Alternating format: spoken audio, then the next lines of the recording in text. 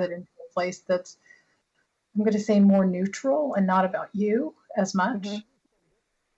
Oh, absolutely. It becomes very neutral. And I've done that in situations where if it were a contract on, and I was doing some contract work, for example, with someone, and I factored in my hourly rate, and I usually ask, well, this is how many hours I'm estimating that I'll have to do the work, and this is my hourly rate. And so based on that, this is what that number is.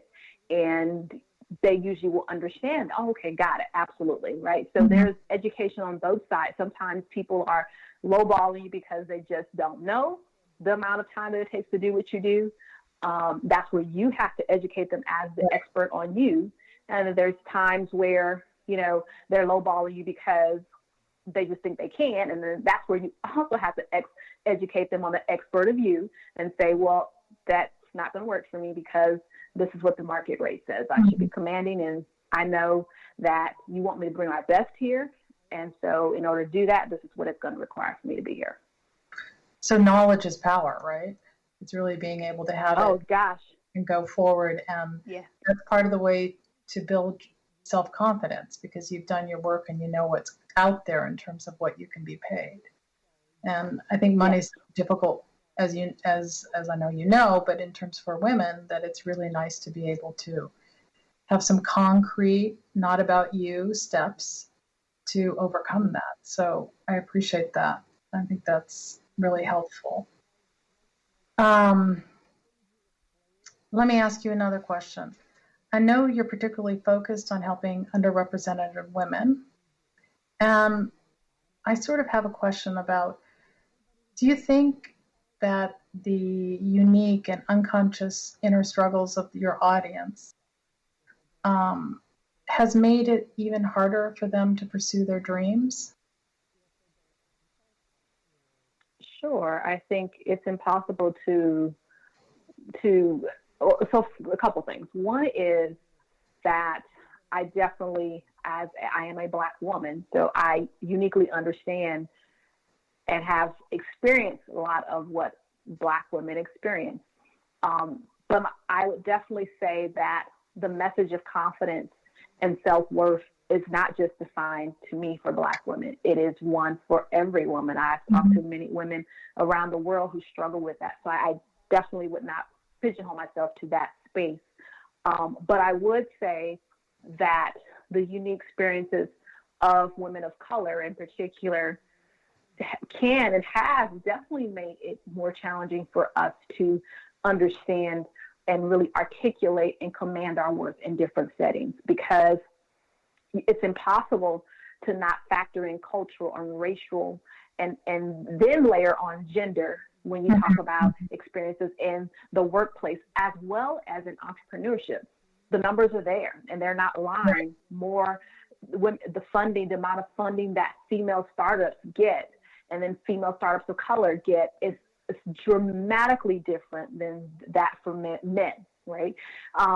And then when you layer on the staggering numbers of representation of women of color in C-level roles and in corporate America, the numbers they're not lying.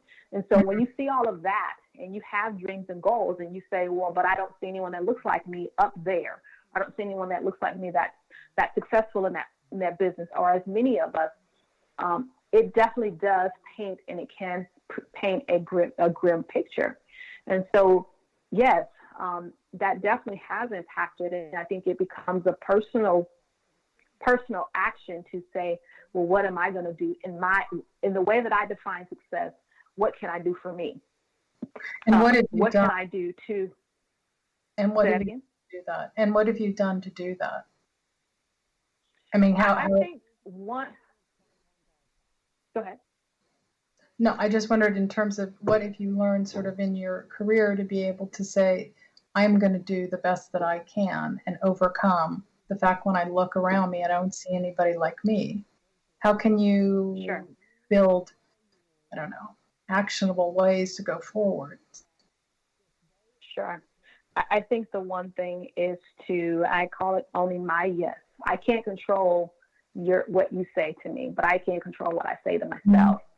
And so it becomes really, really important, I think, and for me and any other woman that takes action for herself, is to really look at the situations that she's in and says, is this mutually beneficial?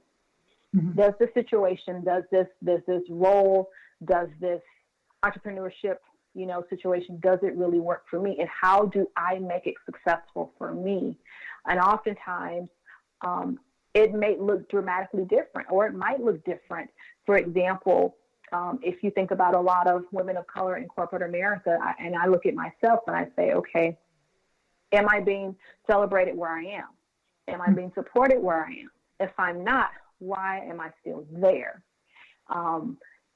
Because if I bring value, then I need to be it's really important for me to recognize for that value. So let me go where I can be recognized for that value. And so that may involve moving around at different companies, right? And to make your own progression. But I think it's very subjective to every woman, and she has to track her own success as she sees fit. But then there's also a lot of women, that are in corporate that have opted to say, I'm going to be my own CEO. I'm going to start my own business for that very reason, because mm-hmm. I'm not celebrated here. And then in the cases where it is, you're an entrepreneur already, it's around connecting to the sources of energy and support for yourself. And I'm thankful that there are so many organizations that are starting to support female founders and angel investors and that sort of thing. Obviously, definitely not as many as, counterparts have, but they're rising up. And so it becomes really, really important to connect to those, because there's always going to be noise about what you don't have.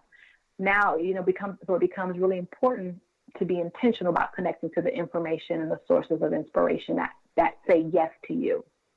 I totally agree. And it's also about getting with mentors who are really healthy psychologically and know how to put boundaries down. So when you talk about, if I'm not celebrated, then maybe I need to look elsewhere, that you have the support to say, yes, you need to put boundaries down. If this isn't working for you, maybe there's something else that can. Yes, and it absolutely has happened for me in situations. That I think you bring up a really good point. Is so often I have found that at times, if we're so focused on one way, if we're focused on I have to stay at this organization, they have to see my value, and you keep draining your energy trying to prove to them that you're worth whatever it is that you see that you are, dedicate that same, if not more, energy to develop your relationships outside of that.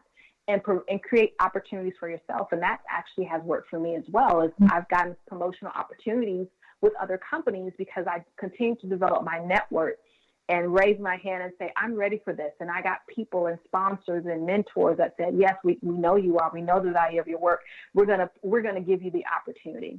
And so as opposed to be trying to convince people inside that I was great, the people outside saw that I was great.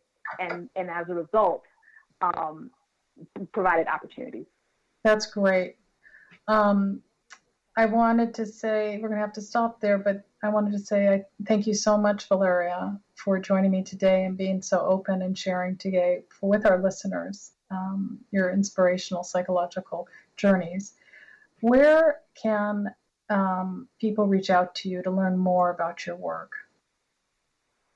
Sure. Well, they can reach out to me. They can reach out to me across, I'm on Twitter and LinkedIn, Velera Wilson, that's Velera Wilson. They can also find me on VeleraWilson.com. That's where they can also find information about my upcoming book, You're Absolutely Worth It. VeleraWilson.com is probably the easiest way to find me, Velera Wilson. Great, thank you. And in closing, I just want to say those of us at We Entrepreneurs Global are committed to powering the success of female founders. And for more information on our guests, this podcast, and many other founder programs, please visit Women Entrepreneurs Global, the first startup studio for women. And remember, part of helping young founders move ahead is for us to facilitate an open and non-stigmatizing dialogue about common unconscious struggles, such as the fear of failure and that loud, chattering internal critic. Tune in next week for more Mindset for Success. I'm Dr. Leslie Knudsen, and you can drop me a line at drleslieknudsen@drleslieknudsen.com.